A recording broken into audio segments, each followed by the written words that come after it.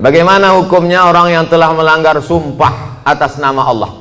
La yu'akhidhukumullahu billaghwi fi aymanikum walakin yu'akhidhukum bima kasabat qulubukum.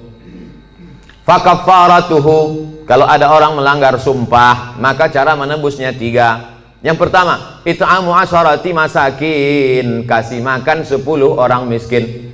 Au kiswatuhum, atau kasih 10 pakaian orang miskin. Au tahriru raqabah, atau membebaskan budak hamba sahaya. Kalau tak sanggup faman yajid, siapa yang tak sanggup, fasyamu salasati ayyam, puasa 3 hari. Maka ibu jangan percaya kalau bapak ini bersumpah sampai mati mah nggak akan nikah lagi. Nah, puasa dia 3 hari selesai.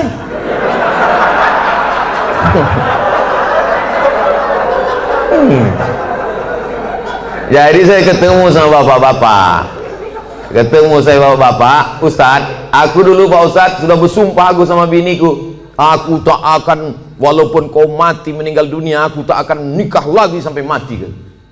Terus ini istri bapak, iya 3 hari dia meninggal, nampak aku yang lain katanya.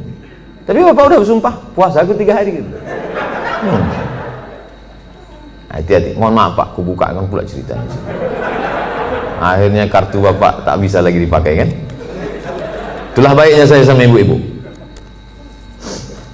Apakah ada taubat bagi orang yang telah melanggar sumpah itu Pak Ustadz? Dia sudah memain-mainkan nama Allah, maka menebus sumpah itu hanyalah sekedar menebus perbuatannya. Tapi perbuatan dia, salah satu la yanzurullahu ilaihim, ada 3 orang yang tidak dipandang Allah pada hari kiamat. La yukallimuhumullah, tak diajak bicara oleh Allah. Walahum azabun alim, mereka diazab dengan azab yang amat sangat menyakitkan. Siapa itu? Orang yang bersumpah palsu, terutama dalam berdagang. Berapa ini harganya? Aku tak ada ngambil untung, ini ku jual modal aja nih, demi Allah. Mana ada orang jual modal? Kau kalau bohong jalan nampak kali. Tak ada orang jual modal, pasti dia ngambil untung. Udahlah bohong, mau melakukan barang itu tak dipandang Allah, tak dilihat Allah pada hari kiamat. Apalagi yang bersumpah-sumpah itu pakai Quran pula tuh di atas. Saya bersumpah akan menjadi PNS, bersedia ditempatkan di seluruh Indonesia dari Sabang sampai Papua, bersedia 3 hari tempat sana, balik ngurus surat pindah. La ilaha illallah. Mudah-mudahan yang sudah bersumpah nih taubatnya diterima Allah SWT. Banyak juga.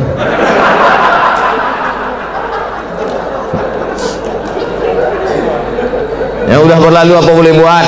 Illa man taba, kalau dia bertaubat, wa amana, beriman, wa amila amalan salihah, taubat nasuha, beriman dengan baik, beramal soleh. Ulaika yubaddilullahu sayyiatihim hasanat, maka semua yang buruk-buruk, dosa-dosa yang jelek-jelek dulu, insya Allah diganti Allah dengan yang baik-baik. Taubat, mandi taubat, macam mandi wajib, basah semuanya.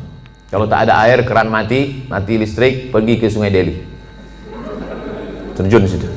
Insya Allah kalau dapat yang dalam itu bukan cuma dosa hilang, kau hilang sekalian. Setelah itu sembahyang sunat taubat, usolli sunnatat taubat, raka'ataini lillahi ta'ala, Allahu Akbar, iftitah, habis itu Fatihah, habis itu ayat terserah. Apa terserah ayatnya? Qul huwallahu ahad, kata malaikat. Kau sembahyang taubat pun qul huwallahu juga. Panjanglah sedikit. Bagaimana keadaan orang yang melanggar sumpah jika dia meninggal sebelum taubat Pak Ustadz? Orang yang mati berdosa, dalam keadaan membawa dosa, mati dia, maka dia masuk neraka dulu, singgah, dicuci, diobok-obok dulu neraka. Panas neraka itu Pak Ustadz, diletakkan batu kerikilnya di tapak kaki, mendidih otak di kepala. Berapa derajat tuh Pak Ustadz? Udah begitu panasnya kau tanya juga lagi derajat? Ya belum ka'baihi, sampai ke mata kaki, yaghli bihadi mauhu, hadis riwayat Bukhari, mendidih otak di kepala. Makanya selalu doa kita, Rabbana atina fid dunya hasanah wa fil akhirati hasanah wa qina azaban nar. Insya Allah semua yang hadir ini masuk surga, tak singgah di neraka. Bagaimana pandangan Ustadz ketika seorang pemimpin bertutur kata tak santun, tak bertata krama kepada bawahannya, padahal hakikatnya seorang pemimpin itu harusnya bisa menjadi panutan bagi orang yang dipimpinnya. Kalau kita tak suka Saya kebetulan tidak pimpinan, tapi dulu pernah juga jadi dosen. Satu semester itu kadang 10 kelas. Satu kelas itu isinya 30 orang. Jadi saya memimpin 300 orang. Jadi saya sampaikan di pertemuan pertama, adik-adik mahasiswa sekalian, saya ini orangnya tak suka marah-marah, ngamuk-ngamuk, caci maki, sumpah serapah.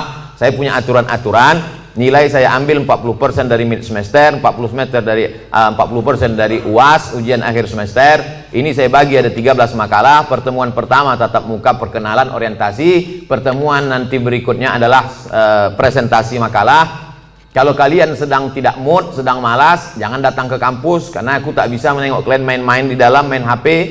Nah, saya kasih tahu, kalau kalian tak siap makalah, jangan kalian datang. Kalian buat izin, kalian bisa telepon saya, bisa kirim WhatsApp saya. Nah, kita kasih tahu dari awal. Kita yang paling tahu tentang diri kita, apa yang membuat kita marah. Kalau kita pula mau mengasih tahu dia, kasih tahu dengan baik. Jangan kita marah kepada ini, kita lampiaskan ke sini. Qaulun ma'rufun, ucapan yang baik, wa maghfiratun, pemberian maaf, khairun, lebih baik. Pimpinan juga tak bisa marah-marah. Apa titel bapak tuh? Mudah marah. Nah, oleh sebab itu maka, tapi pemimpin tak boleh pula tak marah. Karena kalau pemimpin tak ada marah, makanya ada punishment, ada hukuman, ada SP1, ada SP2, ada SP3. Mesti ada ketegasan, mesti ada disiplin. Saya tak suka juga setelah pengajian ini, terserah kalian lah, mau kerja kerja, tak apa. Aku udah kuserahkan semua pada Allah. Tak betul. Nah, jadi sebetulnya Islam itu meletakkan sesuatu pada tempatnya. Jadi jangan bayangkan Nabi itu tak pernah marah. Nabi pernah marah. Naik dia ke atas mimbar, merah wajahnya, merah matanya, marah dia. Jadi Nabi itu menempatkan sesuatu pada tempatnya. Salam dia, assalamualaikum warahmatullah. Ditengoknya banyak yang tak sholat berjamaah, marah Nabi. La uharriqanna alaihim buyutahum, ku bakar rumah mereka yang tak sholat ke masjid, kata Nabi. Marah. Mana mungkin bakar gitu ucapannya tak marah. Siapa yang tak ke masjid ku bakar. Marah. Nah, cuman marah pada tempatnya. Ini banyak orang sekarang kan tak menempatkan sesuatu pada tempatnya. Orang yang menempatkan sesuatu pada tempatnya namanya adil. Lawan dari adil zalim. Jadi kalau kita marah-marah aja sama orang, itu zalim. Bermasalah di rumah, marah ke security, itu zalim. Apa pula aku yang salah ke security? Awas kau kutuntut di akhirat nanti. Apakah benar apabila suami memakan penghasilan istri hukumnya haram? Bapak punya gaji, ibu punya gaji. Ibu punya gaji, bapak punya gaji. Sama-sama punya gaji. Bedanya apa? Dalam gaji bapak ada hak ibu, namanya nafkah. Dalam gaji ibu tak ada hak bapak. Setuju? Kuat mereka. Dalam gaji bapak sama-sama bergaji 5 juta. Bapak 5 juta, ibu 5 juta. Dalam gaji bapak itu ada hak ibu, 5 hak ibu. Pertama makan, kedua pakaian, ketiga tempat tinggal, keempat pendidikan, 5 perhatian. Hak ibu, kewajiban bapak.